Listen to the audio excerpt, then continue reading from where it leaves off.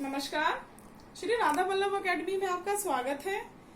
और हिंदी विषय के अंतर्गत आज हम अपना ग्रामर यानी व्याकरण का पोर्शन शुरू करेंगे। तो हमारा जो ग्रामर का फर्स्ट चैप्टर है उसका नाम है भाषा तथा व्याकरण।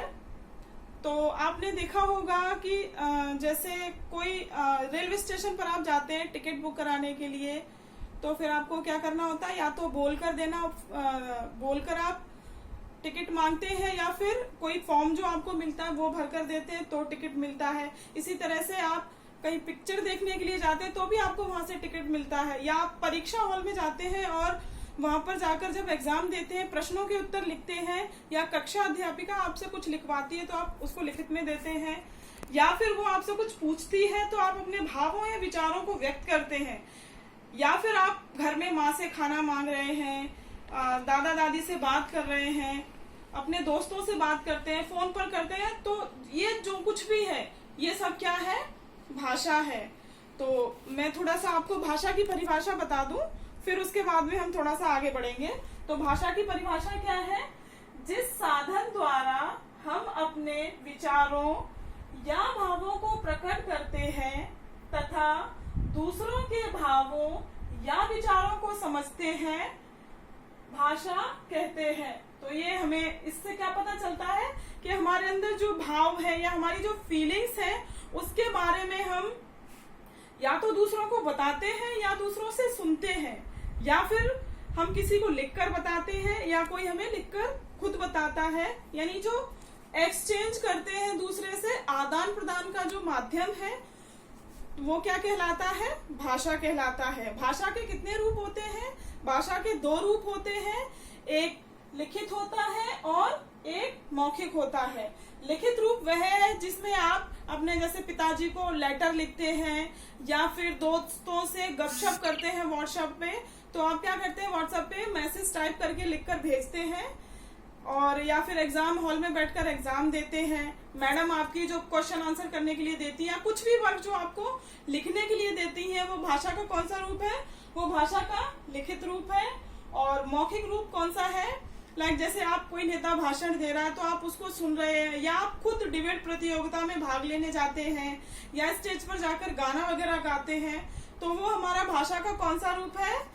भाषा का मौखिक रूप है। लेकिन जब कभी कभी आप कक्षा में बैठे होते हैं, है ना, कक्षा में बैठे होते हैं ना, तो टीचर आपको इशारे में डांटती है या put finger on your mouth, इस तरह से डांट पड़ती है। आपने भी देखा होगा पिछली कक्षाओं में, या अभी जब हमारी लास्ट ईयर हम पढ़ाई कर रहे थे तो आपको डांट पड़ती थी और आपको इस तरह से इशारा किया जाता है कि अपना मुंह बंद रखिए।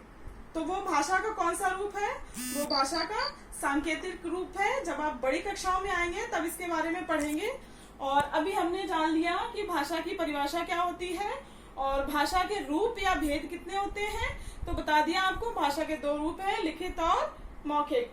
अब हम जानते हैं कि कोई भी जो भाषा होती है उसकी कोई ना कोई लिपि होती है, यानी लिपि होती है तभी वो भाषा बनती है, उसी लिपि से निकलकर आती है। तो बता दें आपको लिपि क्या है? भाषा को लिखने के लिए एक निश्चित किए गए चिन्हों को हम लिपि कहते हैं। यानी कि जो क्या है लिपि, क्या है कि भाषा को लिखने के लिए एक निश्चित डायरेक्शन में जाके आपको लिखना है, निश्चित आपको बता दिया जाता है, इस तरह से वर्ड यूज करेंगे। जैसे अंग्रेजी है उसमें ABCD अक्षर होते हैं, ऐसे भारत में काका गागा, हमारे हिंदी में वर्णमाला होती है। ऐसे उर्दू जब आप पढ़ने जाते हैं तो आप उसमें जो उनकी जो अल्फाबेट चलती है वो अलिफ बे ते से इस तरह से चलती है। तो वो संकेत है एक आपको लिपि मतलब बताने का कि आपकी भाषा इस तरह की होगी, तो वो क्या कहलाती है? लिपि कहलाती है। और हमारी भाषा क्या है? हमारी राष्ट्रभाषा हिंदी है, और हिंदी की जो लिपि है वो कौन सी है?